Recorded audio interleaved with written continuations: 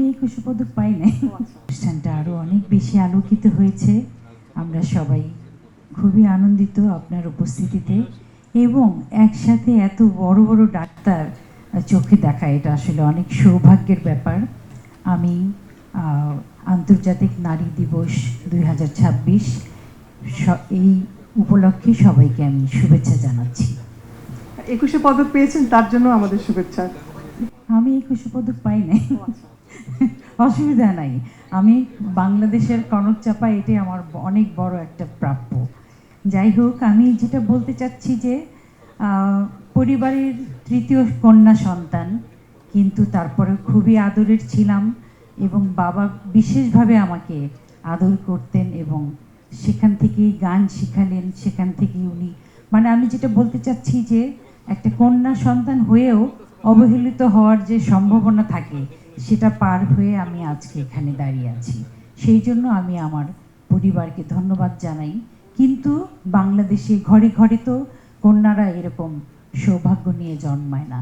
কন্যারা সবসময়, কন্যা নারী, তারা সবসময় যেন আমার কাছে মনে হয় যে বাংলাদেশের সেকেন্ড ক্লাস সিটিজেন হিসেবে তারা গণ্য হয়ে থাকে। এটা আমার কাছে খুবই আপত্তি লাগে। তো সেখানে আসলে সেমিনার আমরা করতেই পারি, অনেক বড় বড় প্ল্যান প্রোগ্রাম, সেগুলো আসলে প্রত্যন্ত অঞ্চলে যতক্ষণ একদম রুট লেভেলে ছড়িয়ে দিয়ে কার্যকর করা যাবে, তখনই আমরা আমাদের এই নারী দিবসের সার্থকতা খুঁজে পাব। আমি বিশ্বাস করি যে একজন পুরুষেরও পেশি শক্তি আছে, একজন নারীরও পেশি শক্তি আছে। তো সেই অধিকাংশ পুরুষের পেশি শক্তি 100% কখনোই ব্যবহার করতে হয় না, কিন্তু একজন নারী যদি একদম পাখির সমানও পেশি শক্তি থাকে, সেই পেশি শক্তিটা তিনি তার ঘরে, তার সংসারে, তার পড়াশোনার ক্ষেত্রে, তার কার্যক্ষেত্রে পুরোটাই তিনি ব্যবহার করেন। এই যে আমি আমার ঘরে আমি গান গাই, আমি শিল্পীর যে কতটা দম থাকতে হয় সেটা তো নিশ্চয়ই সবার জানা আছে। কিন্তু তারপরেও আমি আমার ঘরে, আমি আমার বাথরুম মাজা থেকে শুরু করে ঘর গোছানো, আলমারির উপর থেকে সুটকেস নামানো, সব কিছু আমার নিজ হাতে আমি করি। আমি বিশ্বাস করি পৃথিবীতে ঘরে ঘরে সমস্ত মানুষ, নারী মানুষ, তারা অনেক শক্তিশালী, এবং তারা সবচেয়ে বেশি শক্তিশালী পুরুষদের চেয়েও, যে তারা গর্ভধারিণী। আমি একটা সময় যদি আমি, আপনি, সে, উনি, আমরা যদি প্রতিজ্ঞা করি, পৃথিবী যতই বিজ্ঞান সম্পন্ন হোক, পৃথিবী যতই এগিয়ে যাক, আমরা যদি প্রতিজ্ঞা করি যে আমরা সন্তান ধারণ করব না, তাহলে কিন্তু পৃথিবী এখানেই বন্ধ হয়ে যাবে। এই যে একটা শক্তি, গর্ভধারণ করার শক্তি, এটা হলো নারী শক্তির সবচেয়ে বড় শক্তি, এবং পৃথিবীর সবচেয়ে বড় চালিকা শক্তি। এই শক্তিমান একজন মানুষ হিসেবে আমি নিজেকে গর্বিত মনে করি, এবং সমস্ত পৃথিবীর নারী মানুষকে আমি আমার সব হৃদয়ের অন্তরের অন্তঃস্থল থেকে আমি আমার ভালোবাসা, উৎসারিত ভালোবাসা জানাচ্ছি। এবং আমি জানি না, এখানে তো আসলে নারী স্বাস্থ্য, নারী অধিকার, নারীর প্রতি সুবিচার, এগুলো নিয়ে কথা হচ্ছে, কিন্তু আমার কিছু শাব্দিক ব্যাপারে আমার কিছু প্রতিবাদ আছে। এগুলো নিয়েও কাজ করা উচিত না। প্রথমত, এই যে নারীকে আলাদা সেকেন্ড সিটিজেন হিসেবে একটা মানুষ না বলে মেয়ে মানুষ, মহিলা, নারী এইভাবে পরিচয় করিয়ে দেয়া হয়। সেখানে বলা হয় গায়িকা, নায়িকা, তারপরে লেখিকা। যে দেশে দীর্ঘ সময় প্রধানমন্ত্রী নারী মানুষ, সেখানে কি এই শব্দের জেন্ডার ডিসক্রিমিনেশনগুলো থাকা উচিত? এই অবলা, রমণী, যুবতী, এই শব্দগুলো রীতিমতো অশ্লীল। আমি একদম পছন্দ করি না কেউ যদি আমাকে কখনো সুন্দরী বলে।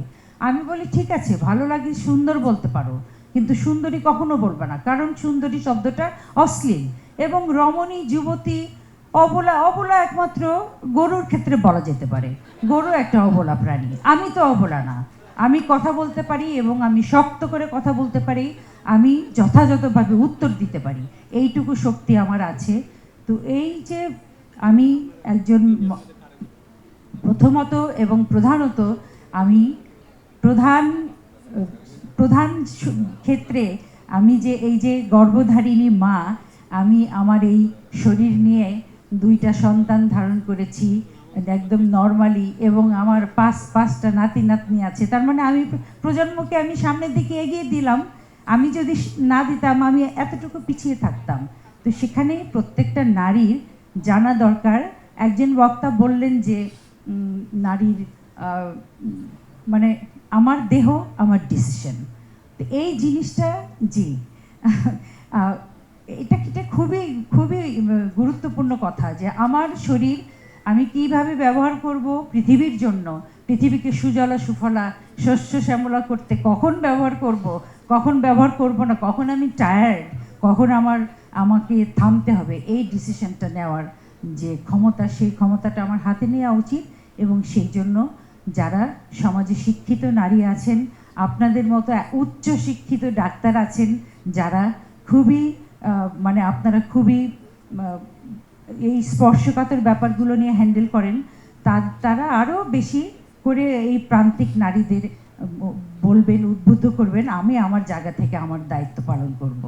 আমি জানি না, আমি যদি কোনো ভুলভাল কথা বলে থাকি, সবসময় গান গেয়ে অভ্যাস, সুরে সুরে কথা বলে অভ্যাস, এরকম এত বড় বড় মানুষের সামনে বক্তৃতা বা বক্তব্য রাখা আমি আসলে আমার গলাটা কাঁপছে। তো যাই হোক, রোজার দিন পানি খেতে পারবো না। আমি সবার কাছে মাপ চেয়ে নিচ্ছি, যদি কোনো ভুল ত্রুটি করে থাকি সবাই ক্ষমা করে দিবেন। আবার নিশ্চয়ই আপনাদের সাথে দেখা হবে।